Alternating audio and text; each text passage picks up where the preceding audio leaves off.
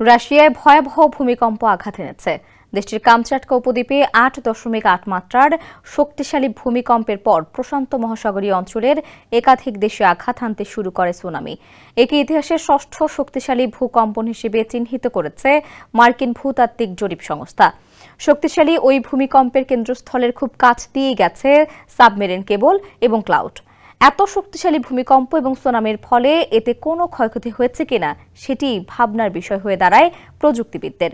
তবে জানা গেছে এই ভূমিকম্প পরবর্তী সুনামির প্রভাবে এখন পর্যন্ত সাবমেরিন কেবল, যোগাযোগ ব্যবস্থা বা ক্লাউড কম্পিউটিং সেবায় কোনো ধরনের সমস্যা দেখা যায়নি।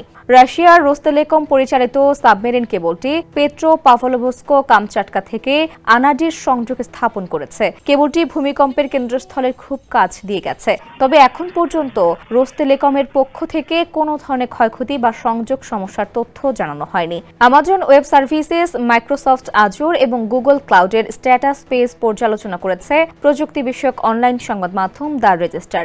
জাপানে বা অন্য কোনো অঞ্চলে তাদের সেবায় কোনো ধরনের বিঘ্নের রিপোর্ট পাওয়া যায়নি।